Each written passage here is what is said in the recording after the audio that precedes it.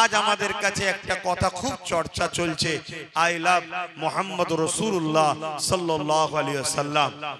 শোনেন, এটা একটা খুব সেনসিটিভ বিষয়। প্রত্যেকটা মানুষের কাছে তার ধর্মগুরু বা তার ভালোবাসার জিনিস বা ধর্মের কোনো প্রধান তার কাছে বড় প্রিয় জিনিস। সে প্রত্যেকটা ধর্মের, হিন্দু ভাই হোক, খ্রিস্টান ভাই হোক, ইহুদি ভাই হোক, নাসারা হোক, জৈন হোক, দলিত হোক, আদিবাসী হোক, সবার কাছে তার ধর্মের যে গুরু বা যাকে সে মানে সেটা বড় প্রিয় তার কাছে এবং বড় সেনসিটিভ বিষয়, জানের থেকেও দামি বিষয় তাদের কাছে। আমাদের কাছে হযরত প্রফেট মুহাম্মদ সাল্লাল্লাহু আলাইহি সাল্লাম জানের থেকেও দামি, এ বিবেচনাটা আমরা করিনি। খোদ আল্লাহ কোরআনে বলেছেন মুহাম্মদ সাল্লাল্লাহু আলাইহি সাল্লাম তোমাদের জানের থেকেও কাছে। জোরে বলুন সুবহানাল্লাহ। এবং আল্লাহ বলেছেন আমি তোমাদের শাহরগের থেকে কাছে। অর্থাৎ শাহরগ যদি কাটা হয় কিছুক্ষণ হলেও মানুষটা ছটফট করে তারপরে মারা যাবে। আমরা জীবজন্তু যখন মুরগি হোক বা পশু হোক জবাই করি বা কোরবানি করি, দেখবেন একটু ছটফট ছটফট করে তারপরে মারা যায়। কিন্তু জান বেরিয়ে গেলে কেউ কি আর কখনো বেঁচে থাকে? তামার মহান স্রষ্টা রব্বুল আলামিন, তিনি কুল কায়নাতের মালিক, লিল্লাহি মা ফিস সামাওয়াতি ওয়া মা ফিল আরদ, তিনি খোদ নিজে এলান করছে মুহাম্মদ সাল্লাল্লাহু আলাইহি সাল্লাম মুমিন মুমিনাদের জানের থেকেও কাছে, অর্থাৎ জানের থেকেও প্রিয় মুহাম্মদ রাসূল সাল্লাল্লাহু আলাইহি সাল্লাম। তো এই হুজুর পাক সাল্লাল্লাহু আলাইহি সাল্লামের নামটা উত্তরপ্রদেশে একজন ব্যানারে লিখেছে, আমি মুহাম্মদ সাল্লাল্লাহু আলাইহি সাল্লামকে ভালোবাসি। এতে উত্তরপ্রদেশের প্রশাসন তাদেরকে বলল যেটা নতুন জিনিস, এটা আগে ছিল না, এটাকে ব্যান করতে হবে। আমি জানি এটা গাইজুয়ারি করে বলছে এবং এটা প্ল্যান তাদের। কেন? এদেশে অনেক কিছু ছিল না, নতুন করে সব হচ্ছে, যে কোনো সংবিধান বিরোধী। যেমন মানুষকে লাভ জিহাদের নামে মারা, গোরক্ষা বাহিনীর নামে মারা, বিভিন্ন স্লোগান দিয়ে পিটিয়ে পিটিয়ে মারা, এগুলো আমার দেশে ছিল কি ভাই? বলুন, এগুলো সব নতুন, এগুলো সব নতুন। তারপরে তাদের পছন্দ একজন কোন কিছু জিনিস, যেসব কোনো পছন্দ জিনিসকে একটু বুঝে বলতে হয়, তো এক মুখ একটা ছবি সেটাকে গাড়িতে চিপকানো, সেই ঝান্ডালে ঘোরা, এগুলো সব ছিল না, নতুন করে হচ্ছে। ব্যাপারটা হচ্ছে আমি রসুলকে ভালোবাসি এই ব্যানারে লেখা, এটা কোনো নতুন বিষয় নয়। কিন্তু তারপরেও তিনাদের হাতে ক্ষমতা আছে, তো তিনারা যদি বলে এখন দিনের সময় রাত, রাত না বললেই জেলে দিয়ে দেবো, এটা তিনারা পারে। কেন? আগে ফেরাউন করেছে, নমরুদ করেছে, সাদ্দাত করেছে, আবু জেহেল করেছে, উতবা করেছে, সাইবা করেছে, আবু লাহাব করেছে, এজিদ করেছে, হতভাগা আকবর করেছে, বুশ করেছে, চিঙ্গিস খান করেছে, হালাকু খান করেছে। এইসব পৃথিবীতে অনেক জালিম শাসক যারাই ছিল তারা এরকম করেছে। আজকে উত্তরপ্রদেশে যে সরকার আছে সে তো 100% জালিম, এটা সবাই জানে, এটা আমাকে বলতে প্রয়োজন। তা সেই জায়গায় সে ক্ষমতার জোরে এখন বলতে পারে যে এটা নতুন। অ্যাকচুয়ালি কিন্তু এটা বলার পিছনে কারণ আছে, সেই কারণটাকে আমাদের বুঝতে হবে। কারণটা হচ্ছে এটা, সামনে ইলেকশন আসছে, তারা যেভাবে মানুষের কাছে মুখ থুবড়ে পড়েছে, যদি মানুষ শান্তভাবে থাকে, চুপ করে থাকে, তাহলে রুজি রুটি চাকরি বাকরি ইত্যাদি নিয়ে মানুষ ভাববে, তাহলে তখন কিন্তু তাদের ক্ষতি হবে। তাই তারা কি করলো, এই আই লাভ মুহাম্মদ সাল্লাল্লাহু আলাইহি সাল্লাম লেখাটাকে নিয়ে একটা হই হই শুরু করে দিল যে না, এটা লেখা যাবে না। মানুষ কি করলো, ওইটা নিয়ে ব্যস্ত। মুসলমানরা আমরা সবাই ওইটা নিয়ে ব্যস্ত। ব্যস্ত হওয়াটা স্বাভাবিক, কেন আমাদের জানের থেকে বেশি প্রিয়, ভালোবাসার জিনিস। আন্দোলনে নেমে গেলাম, সব জায়গায় আন্দোলন হচ্ছে। এইটাকে নিয়ে অমুসলিম ভাইদের জায়গায় তারা যে বলছে দেখোছো কিভাবে কি করছে, আর আমিও দেখো মুসলমানকে কিভাবে লাঠি পিটা করতে পারি। এই হুড়োহুড়ির মধ্যে মানুষের মাইন্ডটাকে ওই দিকে ঢুকিয়ে রেখে দিয়েছে। মানুষের শিক্ষার কথা ভুলে গেছে, চাকরির কথা ভুলে গেছে। উত্তরপ্রদেশে 5000-এর উপরে স্কুল বন্ধ হয়ে গেছে, মাদ্রাসাগুলোকে ভেঙে দিয়েছে, মানুষের কর্মসংস্থান নেই, দলিতরা বেউজ্জতি হচ্ছে, আদিবাসীরা বেউজ্জতি হচ্ছে, এসসি এসটি তে করে হত্যা করা হচ্ছে। সব মানুষ ভুলে গেছে, এখন শুধু আই লাভ মুহাম্মদ সাল্লাল্লাহু আলাইহি সাল্লাম আর তার বিরুদ্ধে যে যাকে ভালোবাসে সেই নিয়ে আবার বেরিয়ে পড়ে হই হই হই করছে। এটা একটা শুধুমাত্র মানুষের ব্রেনকে ওয়াশ করে এটাকে ঘুরিয়ে দিবার পরিকল্পনা চলছে। বুঝতে পারছেন? তাহলে কি আমরা আন্দোলন বন্ধ করে দেব? না, আন্দোলন বন্ধ করতে পারি না। ইমাম মালিক হুজুর বলেছেন, নবীর বিরুদ্ধে কথা হলে প্রতিরোধ করো, সংগ্রাম করো। যদি করতে না পারো বেঁচে থাকার থেকে মরে যাওয়া ভালো। নবী আমাদের খাবারের খাদ্য যে সম্পদ রুজি ওর থেকেও দামি। নবী আমাদের ঘর বাড়ি জমি জায়গা বাপ মা পরিবার সন্তান লা ইউমিনু আহাদুকুম হাত্তা কুনা হাব্বা ইলাইহি মিন ওয়ালিদি ওয়া ওয়ালিদি ওয়ান নাস আজমাইন। অপর হাদিস শরীফ সালাসুন মান কুননা ফিহি ওয়াজাদা বিহিন্না হালাওয়াতুল ঈমান মান কানা আল্লাহু ওয়া রাসূলুহু হাব্বা ইলাইহি মিম্মা সিওয়াহুমা ওয়া মান আহাব্বা আবদাল্লাহ ইউহিব্বু ইল্লা লিল্লাহ ইলা আখিরিল হাদিস। নবী পাক সাল্লাল্লাহু আলাইহি সাল্লাম আমাদের কাছে জমি জায়গা ঘর বাড়ি টাকা পয়সা হাত্তাকে নিজের জানের থেকেও দামি। তা আন্দোলন তো বন্ধ হতে পারে না। আল্লাহর নবী যখন বললেন, হযরতে ফারুক আজম সেখানে বসেছিলেন। ফারুক আজম বলছেন, ইয়া রাসূলুল্লাহ হাবিবাল্লাহ, আমি সবকিছুর থেকে আপনাকে বেশি ভালোবাসি, ইল্লা মিন নাফসিন, জানের থেকে নয়। আল্লাহর নবী বলেন, আবু আমর, তোমাকে জানের থেকে বেশি ভালোবাসতে হবে। হযরতে ফারুক আজম চুপ করে গেলেন। কিছুক্ষণ পরে মাথা তুলে বললেন, ইয়া রাসূলুল্লাহ হাবিবাল্লাহ, আমি সাক্ষ্য দিচ্ছি জানের থেকে বেশি ভালোবাসি। আল্লাহর নবী বললেন, ওমর তুমি সাকসেসফুল হলে। জোরে বলুন সুবহানাল্লাহ। তাহলে আমাদেরকে তো ইজহারে মহব্বত দেখাতে হবে, কিন্তু ইজহারে মহব্বত দেখাতে গিয়ে কয়েকটা কথা মাথায় রাখতে হবে। আমার ভালোবাসার মানুষগুলো কমসে কম আমার কথা শুনবেন তো নাকি? একটু হ্যাঁ কি না বলুন, হাত তুলে বলুন আমার কথাগুলো কমসে কম শুনবেন তো নাকি? যারা ভালোবাসেন হাত নামান। নাম্বার 1, যখন কোনো প্রতিবাদ করবেন, হুজুর পাক সাল্লাল্লাহু আলাইহি সাল্লামের নাম মিম যে অক্ষরটা আছে, পুরো কায়নাতকে যদি এক দাড়ি পাল্লায় রাখা হয়, তাতে জিবরাইলও থাকবে, মিকাইলও থাকবে, ইসরাফিলও থাকবে, আজরাইলও থাকবে, আদম থেকে ঈসা নবী সবাই থাকবে। নবী পাক সাল্লাল্লাহু আলাইহি ওয়াসাল্লাম মিমের অক্ষরটার মূল্য কোনোদিন হবে না। এটা আকীদার মধ্যে ঢুকে না।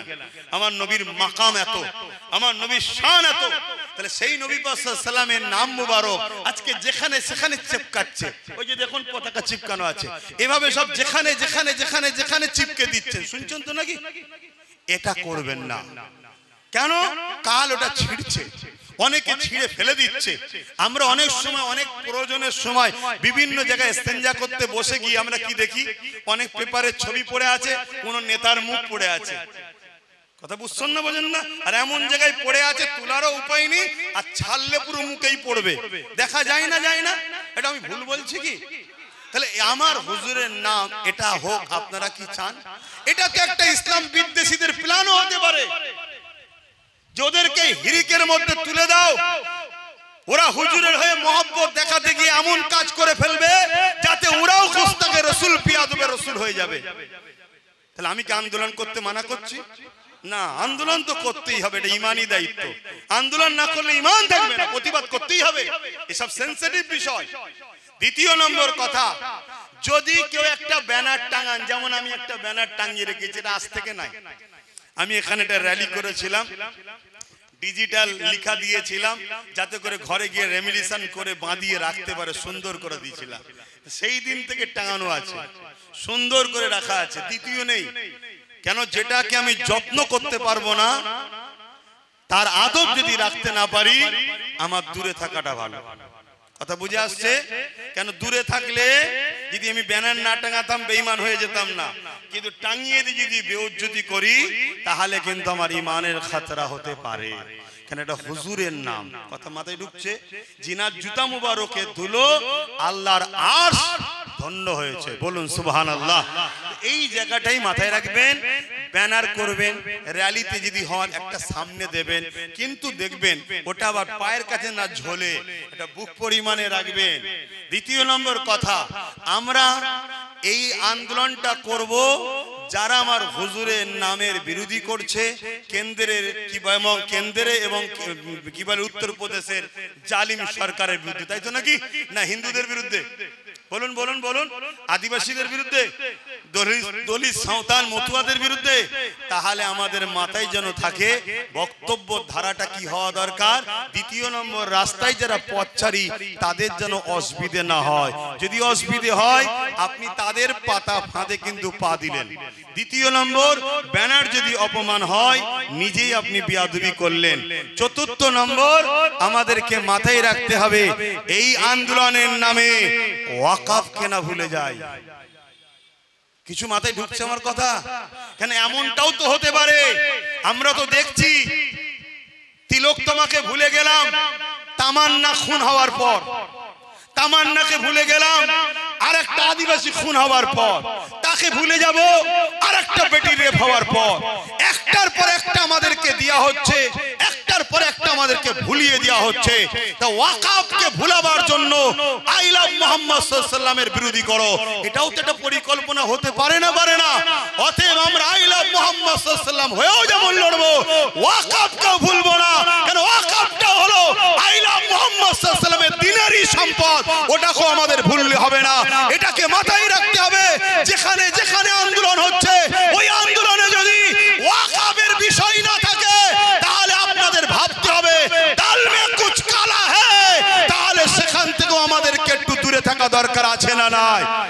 কারণ আজ ইসলামের যদি সব থেকে বড় কেউ ক্ষতি করে থাকে, সেটা তথাকথিত দাড়ি টুপির আড়ালে একদল ছদ্মবেশী মুনাফিকদের দ্বারা ইসলামের সব থেকে বড় ক্ষতি হয়েছে। আম্মা জান আয়েশা সিদ্দিকা রাদিয়াল্লাহু তাআলা আনহার গায়ে দাগ লাগিয়েছিল আব্দুল্লাহ ইবনে উবাই, এরকম করে মুনাফিক যারা ছিল তারা দাগ লাগিয়েছিল। আমার নবীর ইনসাফের উপরে হাত তুলেছিল জুলখাইসা তামিমি নামে দাড়িওয়ালা টুপিওয়ালা মুনাফিকটা।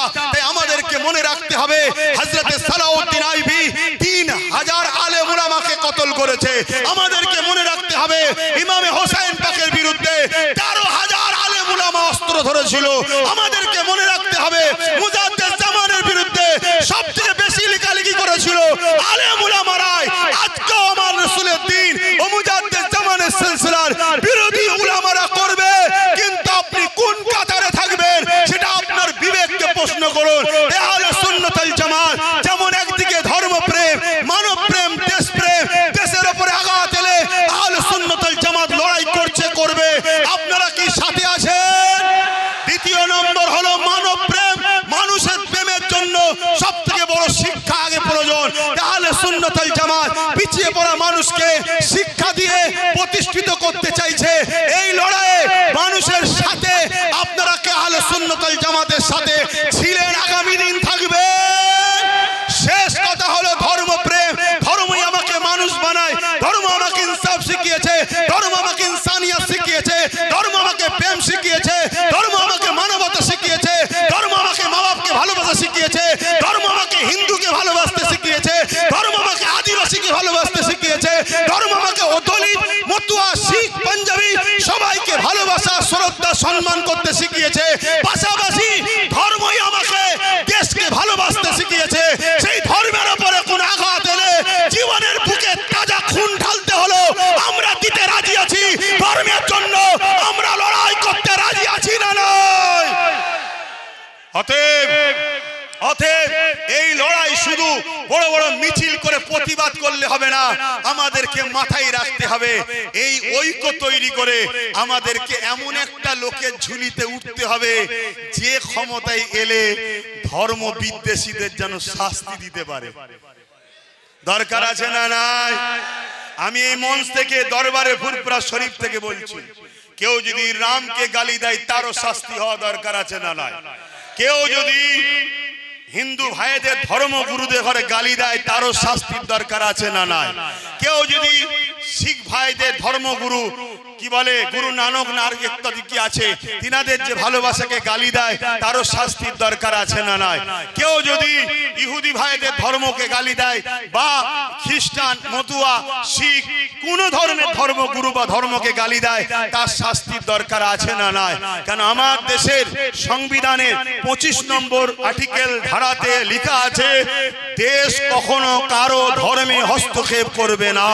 প্রত্যেকে ধর্ম প্রচার, ধর্ম পালনের স্বাধীনতা সংবিধান দিয়েছে।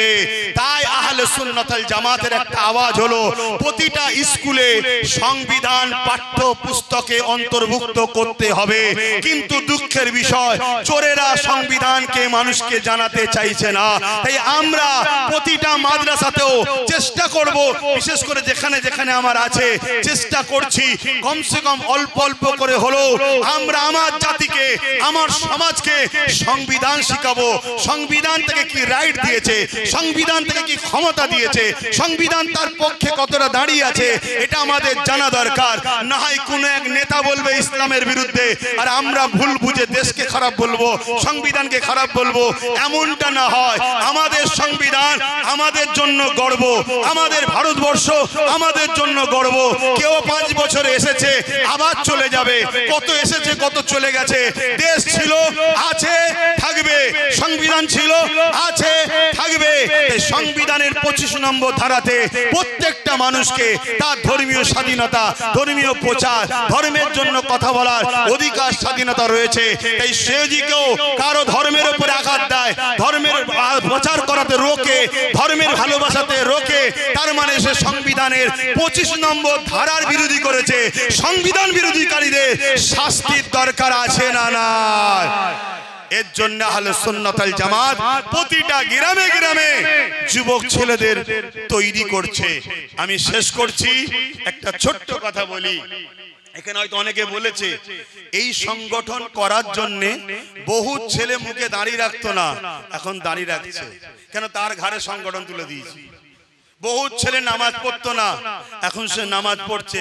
কেন? তার মাথায় ঢুকছে আমি আহলে সুন্নাত ওয়াল জামাতের দায়িত্বে। বহু ছেলে সিনেমা দেখতো, বাড়ে যেত, মদ পর্যন্ত খেত। এই সংগঠন তার কাঁধে তুলে দিওয়াতে সে ভাবছে যে আমি একটা সংগঠন চালাই, যেটা আহলে সুন্নাত ওয়াল জামাত নাম। এবং আমার ঈমান বলছে কিছু কিছু জিনিস বিশ্বাসের ব্যাপার, সব কিছুতে দলিলে পাওয়া যায় না বাপ। দলিল তো এখানে থাকে, আর ঈমান তো অন্তরে থাকে না। এটা অন্তরের বিষয় বলছি যে আহলে সুন্নাত ওয়াল জামাতের দায়িত্ব লিয়ার ওসিলাতেও হয়তো আল্লাহ তাদেরকে ভালো করে দিয়েছে। অতএব যেসব ছেলেরা এখনো দূরে আছেন তাদেরকে বলবো আপনারা আগিয়ে আগিয়ে আসুন, ফুরফুরা আহলে সুন্নাত ওয়াল জামাত এই সংগঠনের সঙ্গে জড়িয়ে যান। কেন শুধু আপনারা দেখছেন তা নয়, এখানে এই যে দেখছেন না সব চোখ বসে আছে, এই চোখগুলো কোটি কোটি লোকের কাছে খবর পৌঁছাচ্ছে। এই যে বসে আছে সব চোখ, এগুলো একটা একটা। এ চোখের সিস্টেম এমন, এ দেখছে একা কিন্তু পিছনে কোটি লোককে দেখাচ্ছে। কথা বুঝে আসছে? তা আপনারা আহলে সুন্নাত ওয়াল জামাতের প্রচার করবেন এবং এই সংগঠনের সঙ্গে জুড়বেন। আবার বলে যাচ্ছি, ফুরফুরা আহলে সুন্নাত ওয়াল জামাত ইসলামিক সংগঠন, হযরত প্রফেট মুহাম্মদ রাসূলুল্লাহ সাল্লাল্লাহু আলাইহি সাল্লামের জীবন আদর্শ নিয়ে এই সংগঠন। কথা মাথায় থাকবে। আসেন এখন একটু সালাম পড়িয়ে দোয়া করব। ইয়া নবী সালাম।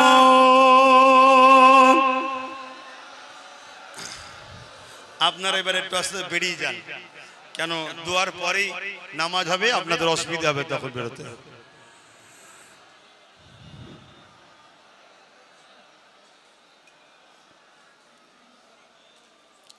আমাদের মৌলানা ডক্টর আবুল কালাম সাহেব, এই নামই তো, তিনি অনেক কিছু হয়তো আরো বলতে চাইছিলেন বা বলার অবশ্যই ক্ষমতা আছে, তাই তো 6 বছর ধরে রিসার্চ করেছেন, কিন্তু সময় দিয়ে খেয়াল করে হয়তো বেশি বলতে দেওয়া যায়নি। তা আগামী দিন কখনো নলেজ সিটিতে বড় প্রোগ্রাম হলে আমাদের পক্ষ থেকে তেনাকে আমরা দাওয়াত দেব, তিনি আসবেন, আমাদেরকে দাদা হুজুর নিয়ে আরো বলবেন। বিশেষ করে আরো উলামা ভাইয়েরা তিনারাও রয়েছেন, অনেকে আজকে বিভিন্ন কাজের জন্য আসতে পারেন। কথা বুঝে আসছে? তা আমার ভাইয়েরা আসেন, আমরা সবাই সংগঠিত হয়ে একটা বিপ্লব তৈরি করি, বলুন ইনশাআল্লাহ। আসেন সকলে হুজুরের উপরে মহব্বতে সালাম দিই। আমরা এই দাঁড়িয়ে সালাম দিই, এটা হলো আদব এবং কোরআন পাকে এর ইশারাতান আল্লাহ ঘোষণা করেছে, ওয়াসাল্লিমু তাসলিমা। सबसे आला अफजल तरीके से आदबेर साथे सालाम दिबार कथा अल्लाह कुरानेर मध्य जानाচ্ছেন। पाशापाशी হাদিস পাকে সাহাবা হুজুররা নবী পাককে দাঁড়িয়ে দাঁড়িয়ে সালাম দিতেন, এটা আহলে সুন্নাত ওয়াল জামাতের আকীদা। কিন্তু কেউ যদি বসে সালাম দেয়, খবরদার তার বিরুদ্ধে কোনো ফতোয়া দেবেন না।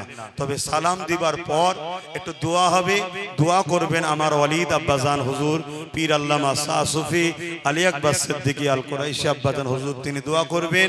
দোয়া বাদ আপনারা কাতার দেবেন, কাতারে নামাজ হবে, নামাজ বাদ আপনাদের জন্য গরিবানা কিছু তাবারুক করেছি, সেই তাবারুক খাওয়া দাওয়া করবেন।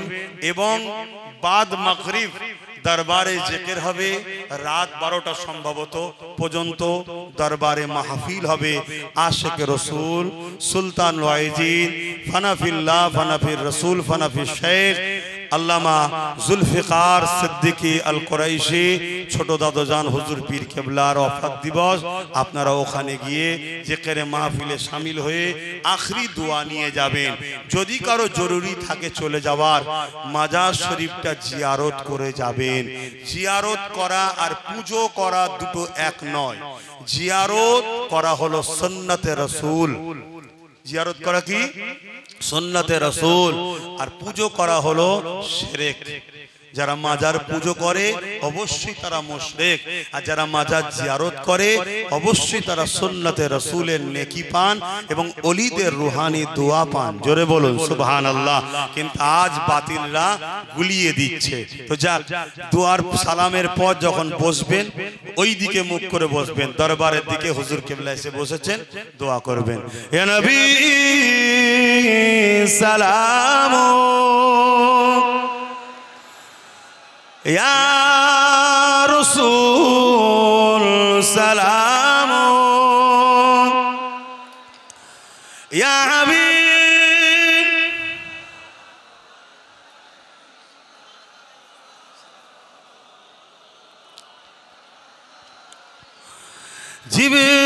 জিবরাইল দিলে যে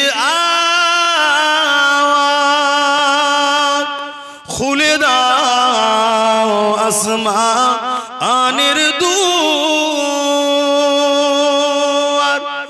এসেছেন নবী ঈদের সরদার করিতে আল্লাহ আরো দিদার। ইয়া নবী সালাম, ইয়া রাসূল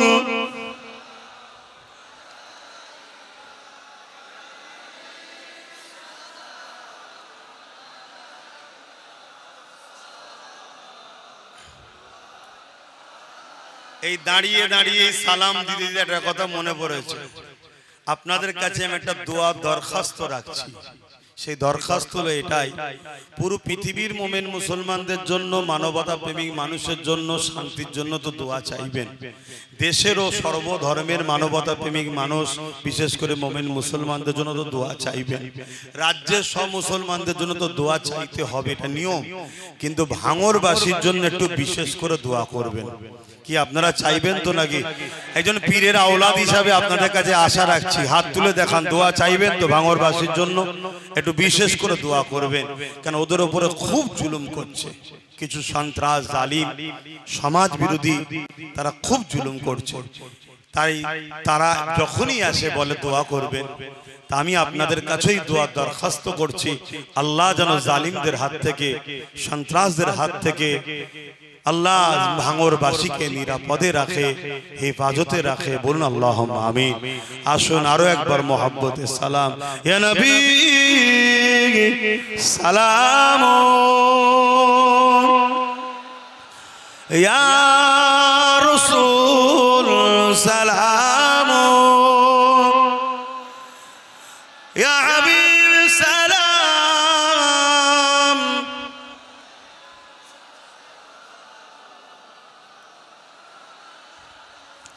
পড়িল আল্লাহ আরো বাণী, পোহালো দুঃখে রজনী, হইল জগৎ অনুরানী, আমিনার নয়নের মনি। ইয়া নবী সালাম, ইয়া রাসূল সালাম, ইয়া হাবিব সালাম,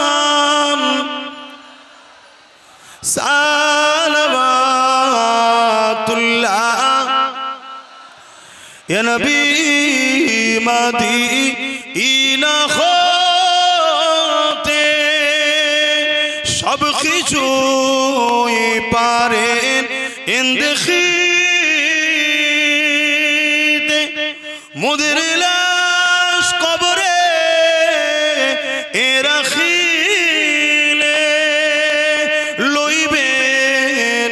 আপন করে নবী সালাম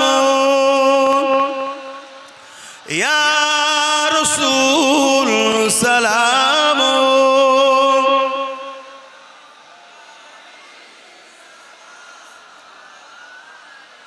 সালাওয়াত ইয়া নবী নাম ও পিয়ারা ইয়া রাসূল নাম ও পিয়ারা अर्श पर अपने पुकारा सच पैगंबर हमारा या नबी सलाम या रसूल या हबीब सलाम সালাওয়াতুল্লাহ বাপজান আমার সকলে ঘরে নদীকে সকলে ঘুরে বসুন বালাগাল উলা বিকামালিহি কাযাবাত তুজা বিজামালিহি হাসানাত জামিউ কসালিহি সাল্লু আলাইহি ওয়া আলিহি আল্লাহুম্মা সাল্লি আলা সাইয়্যিদিনা মাওলানা মুহাম্মদ ওয়া আলা আলি সাইয়্যিদিনা মাওলানা মুহাম্মদ সকলে বিসমিল্লাহ শরীফের সঙ্গে 11 বার দরুদ শরীফ 3 বার শরীফ ফাতিহা শরীফ 10 বার সূরা ইখলাস শরীফ তেলাওয়াত করেন দোয়া চাওয়া হবে মনে রাখবেন আমরা সবাই মুজাদ্দিদুজ জামান আমিরুশ শরিয়াত শাইখুল বাঙ্গাল উলিল আমর হযরতে সৈয়দনা আবু বকর সিদ্দিক আল কুরাইশি ফুরফুরাবি রহমাতুল্লাহ আলাইহির সিলসিলার অনুসারী অনুগামী বায়াত মুরিদ আপনারা মনে রাখবেন অতএব আব্বাস সিদ্দিকী যদি খারাপ হয় আমার থেকে দূরে থাকবেন মুজাদ্দিদ জামানকে ছাড়বেন না আমি আমাকে দিয়ে উদাহরণ দিচ্ছি এটা মনে রাখবেন আসুন সকলে একটু মহব্বতে তাকবীর দি নারে তাকবীর আরো দিল খুলে নারে তাকবীর নারী দিবে কোরআন ও সুন্নাহ কোরআন ও সুন্নাহ দ্বীন ইসলাম নারে তাকবীর আই লাভ মুহাম্মাদুর রাসূলুল্লাহ আই লাভ মুহাম্মাদুর রাসূলুল্লাহ নারী দিবে আমি বলবো সাইয়্যিদি ও মুর্শিদি আপনারা বলবেন ইয়া নবী আমাদের সরদার আমাদের মুর্শিদ হযরত নবী মুহাম্মদুর রাসূল সাল্লাল্লাহু আলাইহি সাল্লাম সাইয়্যিদি ও মুর্শিদি আরো জোরে সাইয়্যিদি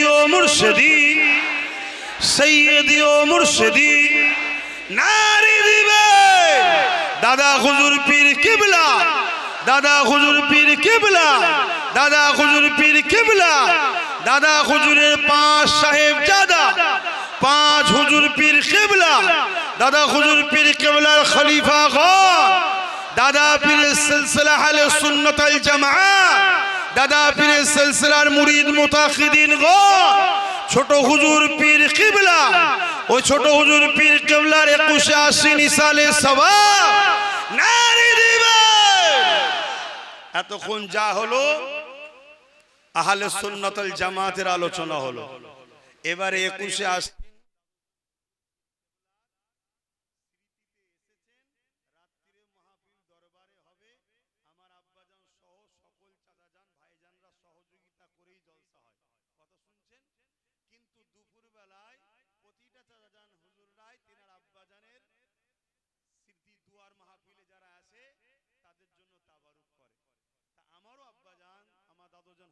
চতুর্থ সাহেবজাদা 9 সাহেবজাদা তিনিও তিনার আব্বা পীর আল্লামা শাহ সুফি জুলফিকার সিদ্দিকী ছোট হুজুর পীর কেবলার দুপুরে আগত মেহমান আপনারা যারা তিনার জন্য সবরে সানিতে এসেছেন একটু দোয়া করবে এবং আপনাদের জন্য তাবারুকও করেছে। তাবারুক মনে করে নামাজ পড়ে সকলে কাতারে বসবেন, ওই কাতারেই খাওয়ানো হবে। নিজের বাড়ি, নিজের দরবার, নিজের পীরের বাড়ি ভুল ভ্রান্তি হলে অ্যাডজাস্টমেন্ট করে নেবেন, সমালোচনা করবেন না। ঠিক তো নাকি? এখানে যা আলোচনা হলো যে যার আলোচনা যে যার দায়িত্বে করেছে। যদি আমার আলোচনায় কোনো রকম কিছু মিস্টেক হন, উলামা ভাইয়েরাও রয়েছেন এবং আপনারাও যদি কেউ ধরতে পারেন অনিশ্বাস শুনে শুনে, কেন এখন আমাদের থেকে তো বড় উলামা আপনারা, ঠিক আছে? উলামা ভাইয়েরা রয়েছেন, আমার যদি কিছু মিস্টেক হয় আপনাদের কাছে আমার অনুরোধ রইল, আমার মিস্টেক ধরিয়ে দেবেন, ওস্তাদের সম্মান দেবো, কিন্তু পিছনে সমালোচনা যেন না হয়। আসসালামু আলাইকুম ওয়া রাহমাতুল্লাহি ওয়া বারাকাতুহু।